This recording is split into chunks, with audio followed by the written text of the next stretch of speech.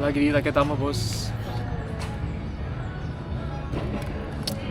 Kita akan syuting di sini. Aku lupa bawa kabel buat taruh mic di situ. Jadi aku ngerekam harus pakai ini HP. Nah, yang aku bawa ini cuma lighting, yang Type C nggak bawa. Pinter. Oke, let's start. Deg-degan.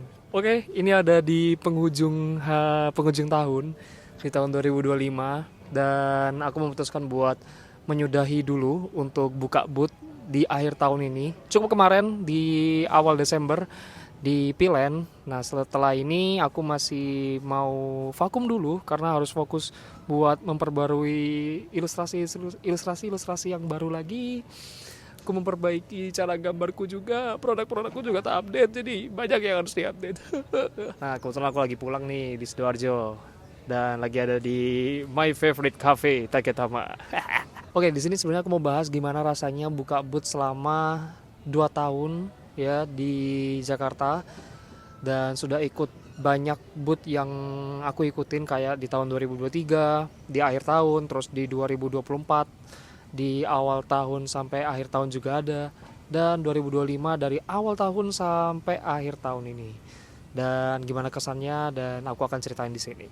Nah, sebenarnya yang awal pengen aku bahas itu adalah alasan kenapa kok aku tuh buka booth gitu loh. Alasannya adalah karena kebanyakan di We Will Gold tuh tanya, apakah We Will Gold ini punya toko fisik gitu? Apakah ada tokonya?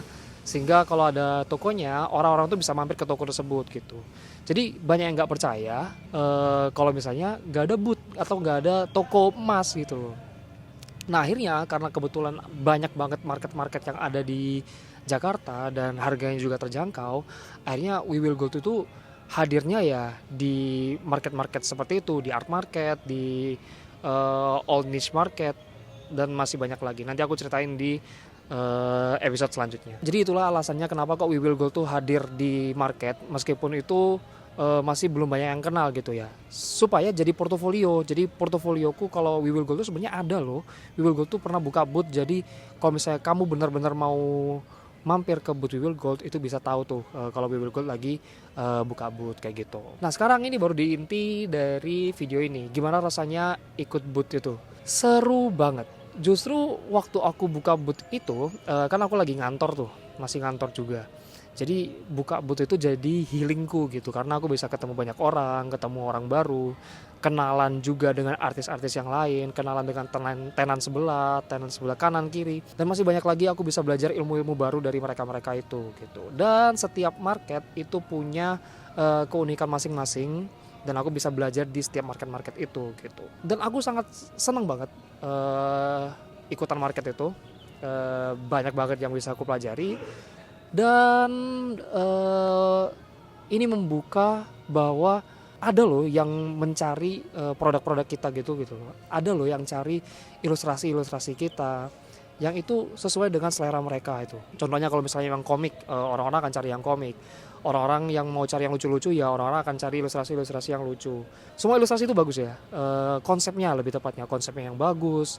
Terus apa lagi ya?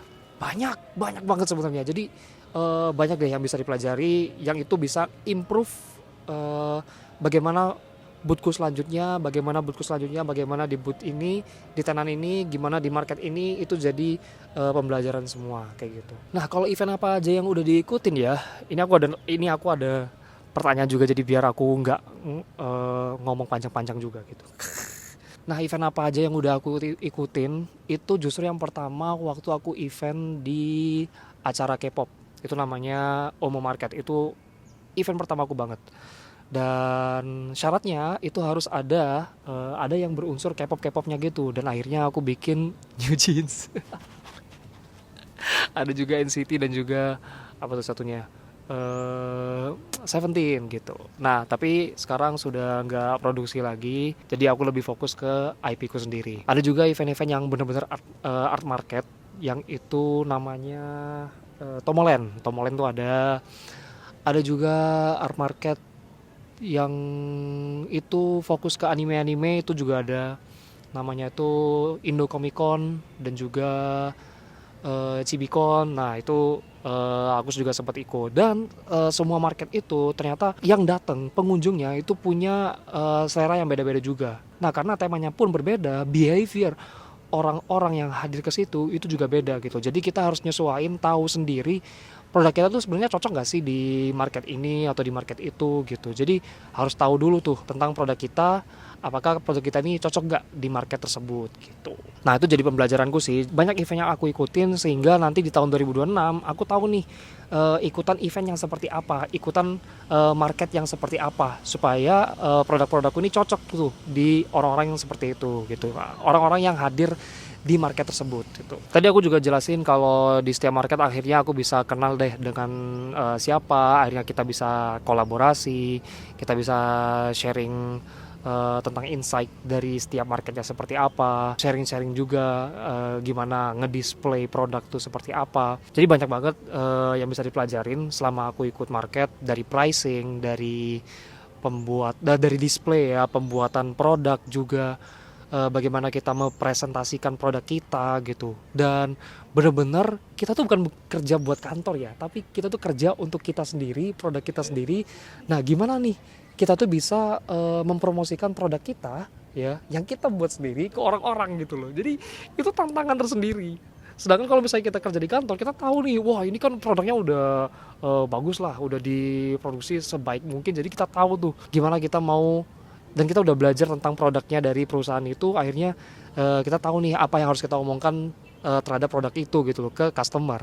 Tapi ketika produk kita kadangnya tuh rasanya tuh bingung nih, apa ya yang harus aku ceritain dan lain sebagainya. Nah akhirnya jadi tantangan aku sendiri gimana supaya produk itu orang-orang tuh kenal. Kadang ngelihat produkku ini, kadang ketika orang-orang ngelihat produkku ini ya, ini kan harusnya kan emas ya, tapi ketika orang itu lihat di bootku dikiranya tuh kartu e-money atau kartu flash gitu, padahal ya bukan, ini tuh emas gitu loh. Jadi pas aku jelasin ini tuh emas kak gitu, hah seriusan emas gitu, iya ini emas nih beneran kayak gini gitu. Akhirnya di situ ada tantangan tersendiri gitu loh. Ternyata untuk memperkenalkan produk itu cukup struggling juga ya, cukup menantang juga. Nah itulah tantangannya ketika buka booth seperti itu. Nah mungkin itu aja yang aku pengen ceritain selama 2 tahun aku buka booth. Nanti untuk episode selanjutnya itu mungkin kita akan belajar lebih dalam lagi dari apa yang sudah aku pelajarin. Nanti aku bisa share di episode-episode selanjutnya. Oke, sampai ketemu di episode selanjutnya. Aku tuh sebenarnya malu, ada di belakang itu ada orang banyak banget. Di bawah juga ada. Untung di luar ini nggak ada yang makan gitu, jadi ya udahlah.